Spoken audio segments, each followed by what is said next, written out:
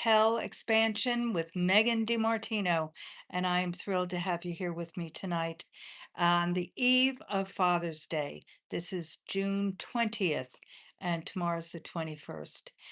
So we'll just chat a bit about Father's Day, and we'll continue on tomorrow. It's one of my favorite holidays of, those kind of hallmark holidays because of my father on earth, who basically has given me hello, hello, as you join me tonight. I'm Megan, and this is the Saturday night edition of the Propel expansion for the Propel Your Business and Life Activation Program. And started to say that this is a Father's Day Eve, and it's one of my favorite holidays of the Hallmark version, because it's honoring my father. You know, these one of the main commandments of from God to Moses, in the Old Testament, is honor thy father and thy mother, honoring. And so to me, that is what we're doing. We're honoring our Father on earth. And I know many don't have fathers and don't have fathers that were involved in their lives. I do understand that. And that's another reason why I like speaking about Father's Day, because I recognize that my daughters did not have an active father in their lives, but they did have active grandfathers in their lives. They are, so it's not just about a physical father, which is important, do not misunderstand, but it's about having those mentors in our life as well. And to me, God is God the Father, is one of the main mentors for my life as well, because the Word of God is the North Star. It is that the best self-help book there is there, but it's a journey. It's a journey of man, and man has had many shortcomings, and God has always been there to forgive us. And to from the beginning, from Genesis 1, with or the in Genesis with Adam and Eve, and so the shortcomings, and that to me is what Father on earth and Father in heaven represents, is meaning that um, uh, relationship, I guess you'd say, is so all important. My father, Ray DiMartino, was one of a kind. He truly was. I was very blessed to have he as my mentor. My father was the Pied Piper when I was a kid. I mean, I'm talking about small child. He loved holidays. He loved celebrations. He loved family. He loved um, parties. He loved people. As we became uh, teenagers, it became a little more complex because he was, I wouldn't say a disciplinarian, he was, but it wasn't hard to um, follow his mandates, which weren't many, but and I don't even remember specifically anything that he was really. Dogmatic about. It was mainly honoring my mother. He and my mother had a wonderful relationship, and I was the mid uh, child of four kids, and he knew that she had a lot on her plate and wanted to make sure that she was respected and honored. And so I would say that was probably one of his biggest things about respecting your mother, listening to your mother, type of thing. But because my father was an entrepreneur and was building businesses, and with that said, he worked a lot and he worked hard, but he was always very present. And so he was so as I said, in high school, well, as a older person, and then high school, he was more black and white, be home at this time, do this, do that, meaning because there were more opportunities to get in trouble. And so meaning in the world. So he basically, ran a tight ship. He did. But the thing about my father, and this leads to the scripture that I have chosen for this evening, was that when you I don't want to use the word disobeyed, but the one story, and I'll share specifically. I was a junior in high school, so I was fairly young, and I was a camp counselor. And I mean, I just applied for the job and got the job. But I did not have a car. I did not drive. I didn't drive, let alone have a car. And it wasn't far, far, but it wasn't close, close. So I had to get a ride. And my mother would, and my dad, I guess, would occasionally drop me off. But basically, my mother did and would pick me up. But one night a week, there was a softball game with the camp counselors. Hello, hello, as you're joining me. Good evening for the Saturday night live edition of Propel Expansion, the Father's Day, pre Father's Day edition. And I'm just sharing a story about and really the theme of tonight is about God's love for us no matter what we do. And there's a First John, I think it's 6:9, that basically First John 1:9, not 6:9. First John 1:6-9. And basically it's about his love for us and all forgiving, meaning if we love him. It's that relationship that I keep talking about.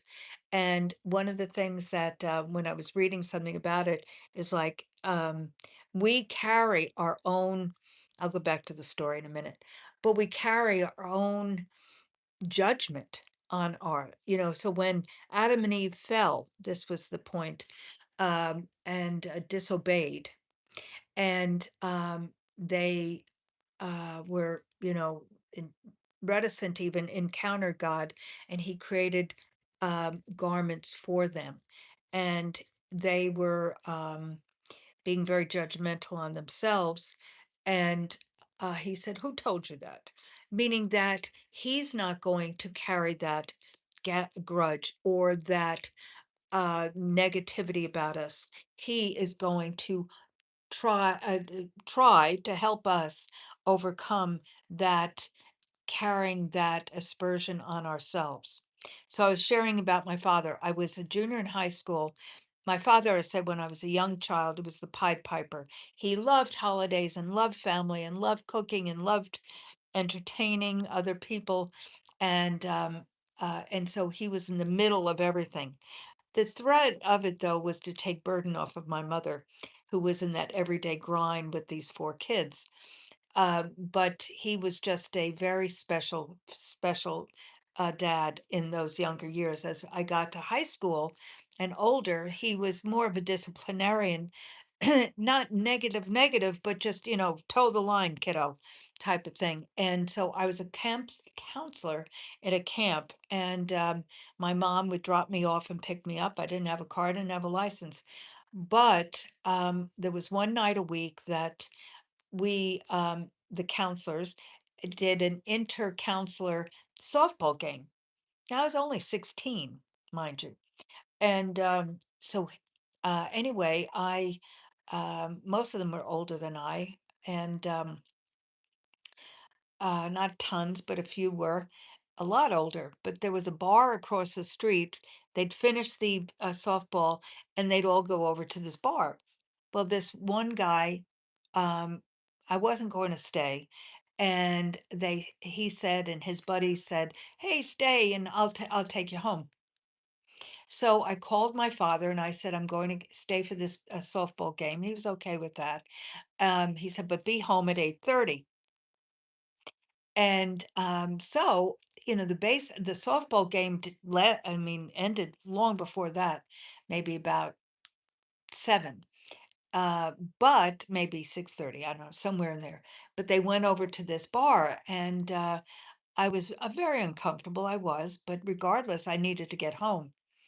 So anyway, finally, I said to this guy, "I really need to go," and he said, "Okay, let's go." He had a motorcycle. OMG! So I'm now on the back of a motorcycle riding home to my. Now, mind you, there was no cell phones, and so I may have called my father and said I was going to be late. I probably did. But But anyhow, we pull into my driveway and my father is standing there in the driveway. Oh my God. I mean, it was almost like he would have a shotgun, with this guy. And so um, this guy who was driving the motorcycle, I hopped off and he just sped out of my driveway. Well, I just was so embarrassed, first of all. And I mean, obviously I was late, but not tons late, but I was late. And so I just went in the house and that was that. 2 days later, 2 days later, my father sort of like, well, who told you that? Wanted me to understand that he wasn't casting aspersions or carrying, that I was this horrible person because I was 30 minutes late or maybe 45, that he bought tickets. This is my father, for this young man and I to go see an off Broadway show. I mean, he felt that badly that he did that. The Man of La Mancha. I don't know if you remember that, and or the music, but the thing is that he loved me enough and respected me enough and felt badly enough. It's not the same as Adam and Eve. Do not misunderstand. But it's about God the Father loves us enough and wants us to be joyful and feel whole and not lesser than. He didn't want me to, he knew I would. I'm sure I may have even said it. I'm so mortified. How can I even go back there? Something of that nature. But he just loved me enough that he wanted to not only say I'm sorry, but to make it up to me and to this guy because he made very clear he wanted me to invite that guy. And so I did. He wouldn't come and pick me up, so he said, "I'll meet you at the train station," because we took a train into the city. But with that said, it's God's heart who wants to love us. So again, even if you have not had a strong relationship with a father figure or your own father, there's always mentors because my daughters, as I said before you guys started coming in, did not have a relationship with their father. And but they had a very strong relationship with my dad, who I just mentioned, and my ex-husband's father. And so they had a father relationship, a father image in their lives who knew that loved them unconditionally because that's really what my father with this story about me coming home late was all about. That even though I was late, I was not, it was out of my control on many, well, it was totally out of my control. I guess I could have called and said, pick me up. But, but separate from that, other than that, I guess, is that it was out of my control. I was dependent on others to drive me. So, so he loved me enough to not only let it go, but to show me that he was sorry. And so I want you to just own today that God is here for us always, and that the key is forgiveness for ourselves and not to carry that. So let me, um, couple folk here. Um, and the Goat Man, Bravery, Dee, Susan. Um, hello. So glad you joined me tonight. Also, do subscribe to this because it'll help others to find me and this and my heart, so to speak, of sharing with you. Really, I'm kind of off the page ish tonight. Got my Tex hat on, had my New York hat. I'm from Long Island, as I shared earlier when I told that story about the camp and going into Manhattan to that off Broadway show. But the thing is that I've been in Texas for quite a long time. So I say that I'm a New York girl deep in the heart of Texas with a creative, serving, mentoring spirit. And that brings me to the Propel program.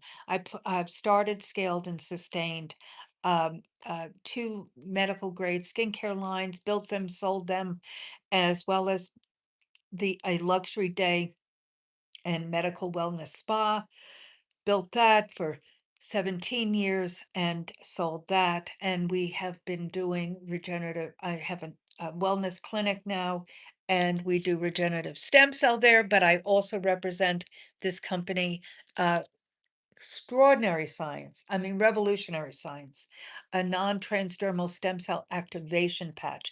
It's light energy signaling in the body. It activates your own copper peptides in your body, which sends that signals to those dormant stem cells.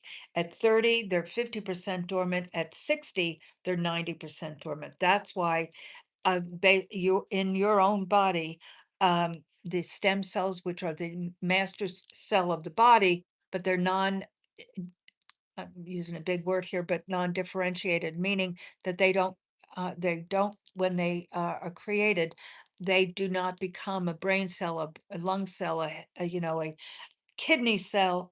It is, they are the worker cells for repair, restore, and regeneration. And so when they become dormant, they cannot do that. So it's imperative for us to activate that, have those activate. But your own light energy in your body, that's photobiomodulation, will activate the copper peptides, which in turn send signals to those cells. And they say, okay, boys, let's get going. And so it is profound, profound technology. So I've integrated this into my work, and but also you have built teams around the country so you can work with me as well on this. So go to propel.megandimartino.com. Just know how to spell my name. It's there. Uh, and megandimartino.com/info, and you'll receive, well, that's my link tree. And you'll receive a little message of inspiration and encouragement daily in your text as you open it up. Also, bi-monthly newsletters about starting, scaling, sustaining different aspects of business and life. Because again, you must have a balance between life and business, or you just start creating yourself a job.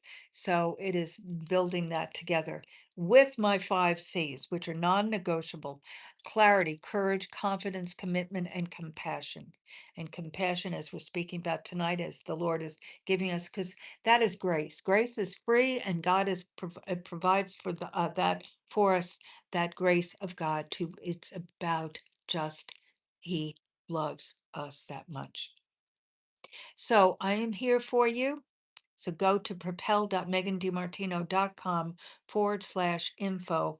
My book is there, Hope and Possibilities, Just Over the Horizon. It's one of my father's lines, by the way. He would always say, just over the horizon. You know, he was an optimist and an encourager, a great encourager. And then the TED Talk that I did last year on innovation is there. The ebook for the book, as well as an audiobook. You're going to go to Amazon and pay for it, but it's no charge there. The website, novitasspa.com. The link for, I mean, that link, but the shopping cart for purchasing products, the Novitas Spa clinical products. I said I've sold them. I just recently did a program with the uh, vendor who has manufactured these products for 35 years, working together to help. Um, we're going to be doing a training program with the products to help people integrate them into their businesses. So you can do that too. It's not just for aesthetics, meaning for people that do skincare. It's great. I mean, that truly is what I've been working on or with for these years, because I personally am a medical esthetician as well. So, enough said about me, enough said about that. All of this is for you, to help you start, scale, and sustain the business and life of your dreams. And you can do it. Just take that step. It's never too early or too late to create that life of your dreams. Love you. See you tomorrow, Father's Day. Be blessed.